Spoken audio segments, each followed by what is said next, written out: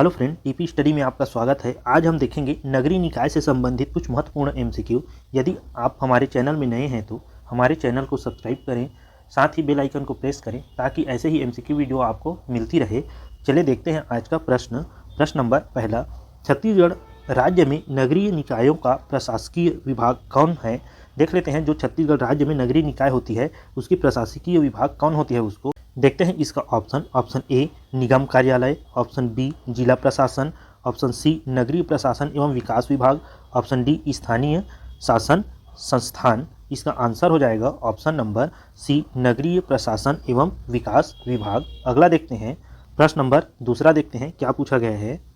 छत्तीसगढ़ राज्य में नगरीय निकायों के योजनाबद्ध विकास हेतु कौन सा नियम है? देख लेते हैं इसका ऑप्शन ए नगरपालिका निगम अधिनियम 1956, ऑप्शन बी नगरपालिका निगम अधिनियम 1961, ऑप्शन सी छत्तीसगढ़ नगर विकास निधि नियम 2003, ऑप्शन डी छत्तीसगढ़ गंदी बस्ती क्षेत्र सुधार तथा निर्मूलन अधिनियम 1976। इसका आंसर हो जाएगा ऑप्शन नंबर सी छत्तीसगढ़ नगर विकास निधि नियम 2003। इसको आप लोग ध्यान देंगे, बहुत इंपॉर्टेंट है। चलिए अगला देखते हैं।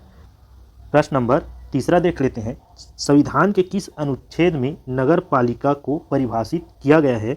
देख लेते हैं दोस्तों कि संविधान के कौन सा अनुच्छेद है जिसमें नगर पालिका को परिभाषित किया गया है। देखते हैं इसका ऑप्शन ए अनुच्छेद 343 यू, ऑप्शन बी अनुच्छेद 243 पी, ऑप्शन सी अनुच्छेद 243 टी, ऑप्शन डी अनुच्छेद 243 क्यू। देख लेते हैं इसका आंसर है ऑप्शन नंबर बी अनुच्छेद 243 पी। जो नगर पालिका है उसको अनुच्छेद 243 पी के तहत परिभाषित किया गया है। अनुच्छेद 343 यू ऐसा कोई अनुच्छेद नगरीय निकाय में नहीं होता।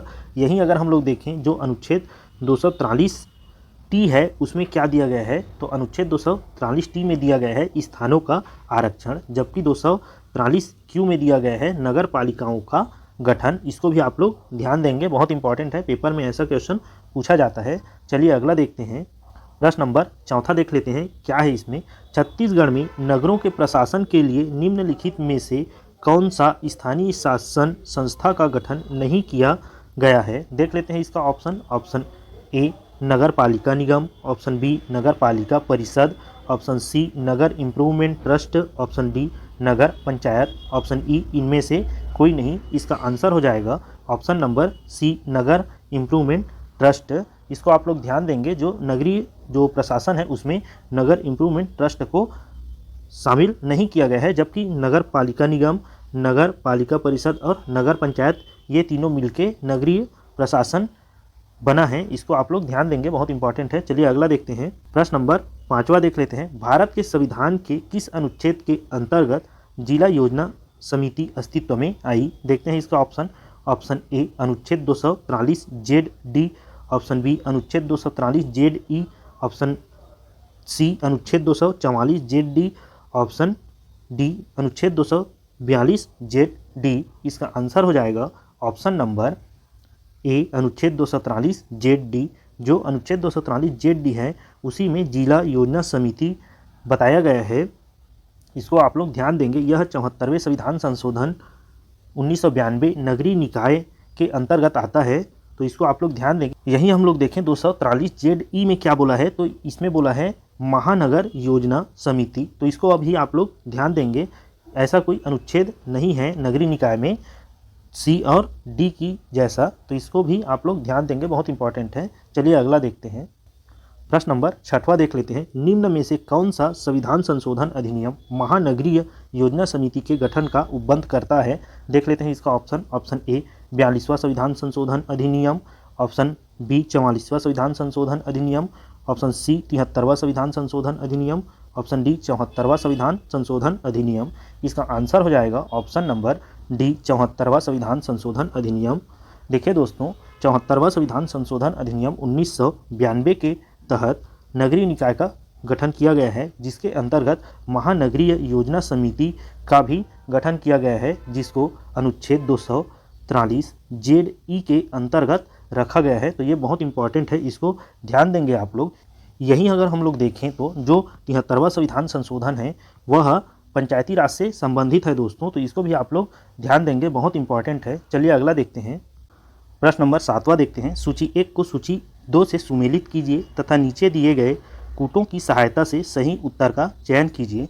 देखते हैं सूची 1 और सूची 2 में क्या दिया है। सूची 1 में दिया है मद और सूची 2 में अनुच्छेद दिया है। देख लेते हैं मद और अनुच्छेद कौन सा सुमेलित है उसको। देखिए पहला दिया है नगर पालिकाओं का गठन, जो अनुच्छेद 243 क्यू के अंतर्गत आता है। यहीं बी है नगरीय निकायों में सीटों का आरक्षण, वह अनुच्छेद 243 टी के तहत आता है। ऑप्शन सी है राज्य वित्त आयोग, जो अनुच्छेद 243 वाई के अंतर्गत आता है। ऑप्शन डी है नगर पालिकाओं का कार्यकाल, जो अनुच्छेद 243 यू के अंतर्गत आता है। इस आधार पर इसका आंसर हो जाएगा ऑप्शन नंबर बी, पहला, दूसरा, तीसरा, चौथा। यह बहुत इंपॉर्टेंट है दोस्तों, इसको आप लोग ध्यान देंगे। चलिए अगला देखते हैं। प्रश्न नंबर 8वां देखते हैं क्या पूछा गया है इसमें। निम्न में से किसे भारत में स्थानीय शासन का जनक कहा जाता है। देखिए दोस्तों, इसमें किसे भारत का स्थानीय शासन के जनक माना जाता है, इसको पूछा गया है। देख लेते हैं इसका option. Option A Lord Mayo, option B Lord Ripon, option C Jawaharlal Nehru, option D Mahatma Gandhi. इसका आंसर हो जाएगा option number B Lord Ripon. इन्हीं को भारत में स्थानीय शासन के जनक माने जाते हैं, इसको आप लोग ध्यान देंगे। चलिए अगला देखते हैं। प्रश्न नंबर 9वां देख लेते हैं। सूची 1 को सूची 2 से सुमेलित कीजिए तथा नीचे दिए गए कूटों की सहायता से सही उत्तर का चयन कीजिए। देखते हैं सूची 1 में क्या दिया है और सूची 2 में क्या दिया है उसको। सूची 1 में दिया है पदाधिकारी, जबकि सूची 2 में दिया गया है संस्था। देख लेते हैं इसमें कौन से पदाधिकारी कौन से संस्था के अंतर्गत आता है। तो ऑप्शन ए दिया है सरपंच, जो ग्राम पंचायत के अंतर्गत आता है। यहीं अध्यक्ष देखें तो अध्यक्ष नगर पालिका के अंतर्गत आता है, जबकि महापौर है नगर निगम के अंतर्गत आता है और पार्षद है वार्ड के अंतर्गत आता है। इस आधार पर इसका आंसर हो जाएगा ऑप्शन नंबर सी, दूसरा, तीसरा, पहला, चौथा। अगला देखते हैं।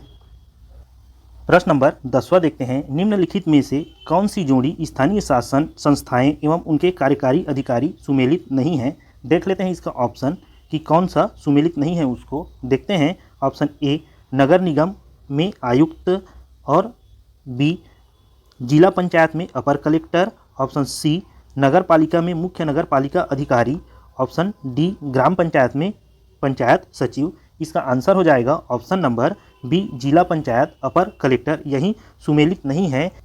जिला पंचायत में जो जिला सीओ होता है यही इसका अधिकारी होता है, न कि अपर कलेक्टर। इसको आप लोग ध्यान देंगे, बहुत इंपॉर्टेंट है।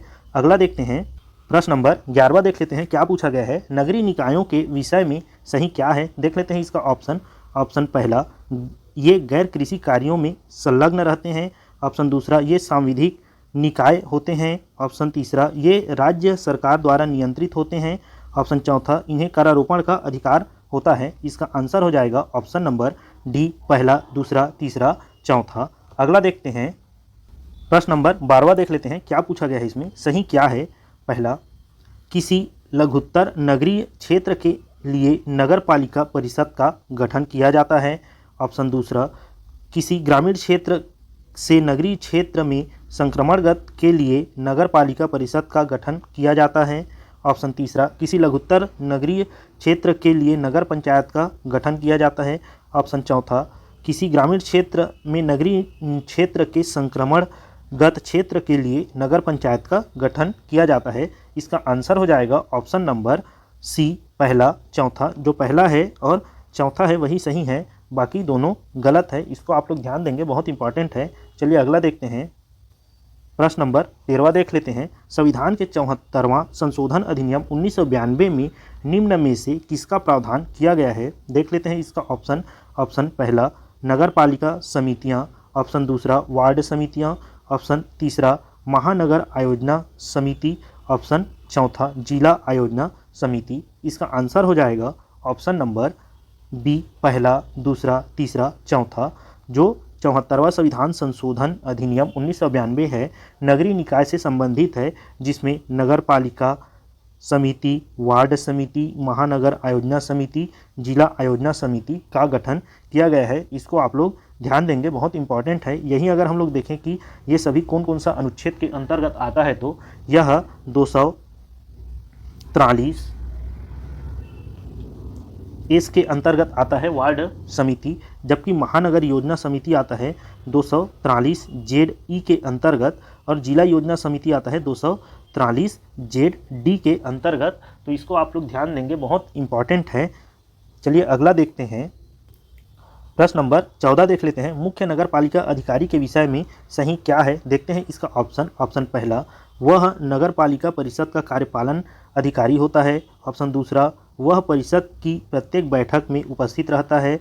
ऑप्शन तीसरा, वह परिषद की बैठक में मत व्यक्त कर सकता है। ऑप्शन चौथा, वह परिषद की बैठक में मत दे सकता है। इसका आंसर हो जाएगा ऑप्शन नंबर बी, पहला और दूसरा। वह नगर पालिका परिषद का मुख्य कार्यपालन अधिकारी होता है और वह परिषद की प्रत्येक बैठक में उपस्थित रह सकता है, मत व्यक्त नहीं कर सकता, न ही मत दे सकता है। इस आधार पर इसका आंसर ऑप्शन बी है, पहला और दूसरा। देखिए इसको CGPSC रजिस्ट्रार 2021 के पेपर में पूछा गया है, बहुत इंपॉर्टेंट है, ध्यान देंगे इसको। चलिए अगला देखते हैं, प्रश्न नंबर 15 देख लेते हैं। संविधान की 12वीं अनुसूची किससे संबंधित है, देख लेते हैं इसका option. Option number A, Panchayati Raj. Option B, नगर पालिकाएँ। ऑप्शन सी, दल बदल। ऑप्शन डी, केंद्र राज्य संबंध। ऑप्शन ई, इनमें से कोई नहीं। इसका आंसर हो जाएगा ऑप्शन नंबर बी, नगर पालिकाएँ। यही 12वीं अनुसूची के अंतर्गत आता है, जो 74वां संविधान संशोधन 1992 के तहत जोड़ा गया है। यहीं अगर हम लोग देखें, जो पंचायती राज है यह 11वीं अनुसूची के अंतर्गत आता है, जिसे 73वां संविधान संशोधन 1992 के तहत जोड़ा गया है। तो इन दोनों को आप लोग अच्छे से याद रखेंगे, बहुत इंपॉर्टेंट है। चलिए आज का क्लास यहीं तक रखते हैं। यदि आपको हमारा यह वीडियो अच्छा लगा होगा तो हमारे चैनल को अधिक से अधिक शेयर करें और बेल आइकन को प्रेस करें, ताकि सबसे पहले आप तक हमारा MCQ वीडियो पहुँचे। धन्यवाद दोस्तों।